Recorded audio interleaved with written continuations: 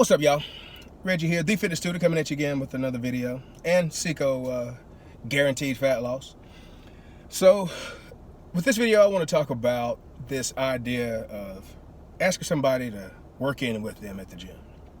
Now, this might sound like some meathead, selfish gripe, but I'll help kind of prove to you why some of us don't want to hear this crap. Just as a general rant, let me just get a few things off my chest. Look, first off, nobody wants to put up with you interrupting their workout, asking them, hey, can I work in with you? Like, nobody wants to tell you yes. Anybody halfway serious about working out, getting results in the gym, don't want to tell you yes. And they're probably going to feel uncomfortable. They're going to feel like they got to say some weird something. Oh, well, yeah, well, just give me a few more minutes. And then you might have rushed them or something. Nobody wants you to work in with them.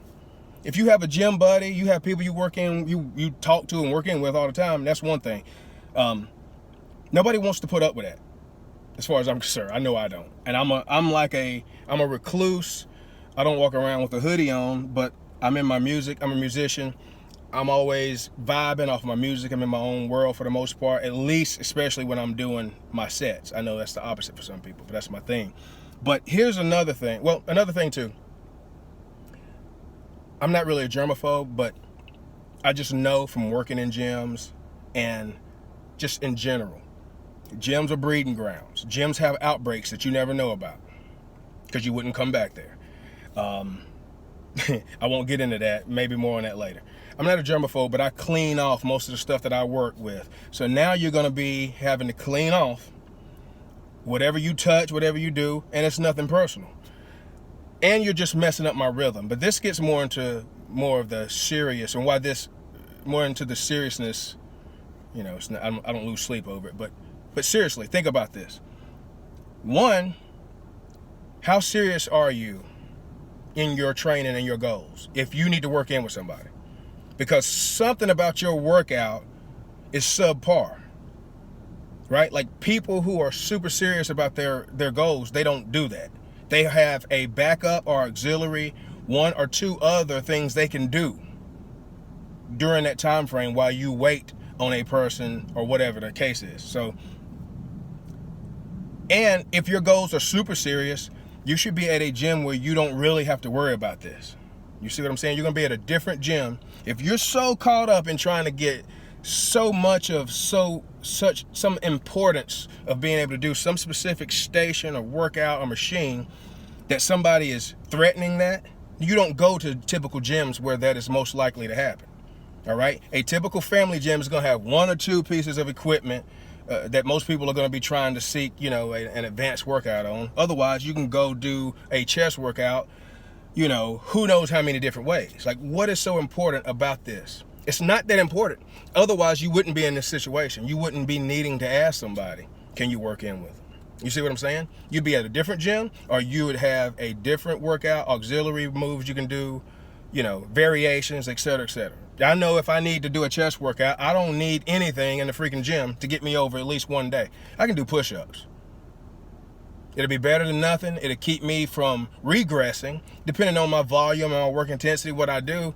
Heck, it could be just as good as any other chest workout, at least for a short term, right? So, again, if you're going for some super maximum elite level goal, you're not going to be working out in a typical gym where this is a problem for you, more than likely. You're going to be working in a more hardcore gym. Working out in a more hardcore gym. There's going to be multiple stations. They're all going to be, you know, 3 or 4. For the most part, you know what I'm saying? It's going to be a different environment. You're not going to worry about that as much. And when you do, you're probably going to have people in there that you have camaraderie with. You might work in with people that you don't know. Or you're going to eventually probably train with somebody a lot of times when you're going for elite level goals. A lot of times you'll have a training partner if you go to a typical, you know, strength focused gym. It just tends to happen. So there's that part of it. So you're proving that your outlook and your goals and your preparation aren't even that important. They're not that important for you to be worried about trying to work in with somebody, because your goals can't be that important because you're having to ask to work in with somebody. And you're also telling me to take some type of variation or get me out of me or whoever else. You're asking the person to take their workout potentially less seriously. It's a distraction. Some people, like me, I'm peculiar with the stuff that I do. I'm peculiar with my space. With me, I don't portray that, I don't think. I don't wish to portray that. But that's just my personality. And, when I'm in the gym. But the end all be all of it is ask yourself why you're even having to ask this question. And stop asking it. You should have a better prepared workout. If you need to ask this question, there's something about your workout preparation, your knowledge, et cetera, that is not up to par. Even with more advanced levels. Advanced level lifters, advanced level practitioners don't do that. As far as I'm concerned, as far as I'm concerned. I don't care if it's a machine, a power rack, whatever the case is, right? Nobody wants to hear that. Nobody wants to put up with your crap. If anything, you catch a person in between sets and don't ask them, hey, how many more sets you got? Because now it's going to feel like you're rushing them. It happens every time. It's just me. I don't really give a crap. And I might tell you, I don't know how many sets I got. It might be, I go by how long I feel I need to finish working out. Sometimes I'm like, it'll be probably about 10 more minutes. Because some people will count your freaking sets. I'll tell you, it might be 10 more minutes. It might be 30 minutes. Or I'm just getting started. But what I suggest people do is you catch a person in between their sets, not right after they just finished because they're going to be out of breath or whatever else. Catch them a few seconds afterwards or whatever, not right before they're getting ready to start. And you ask them, hey, if you want to ask them how much longer you got, I just don't do that either. But I say, hey, can I get this station after you're finished? And most people are like, yeah. And I'll be like, I'll be so-and-so, wherever, come get me or something like that. But I just never do that. I never ask that, but I just think that is a more appropriate way to do it.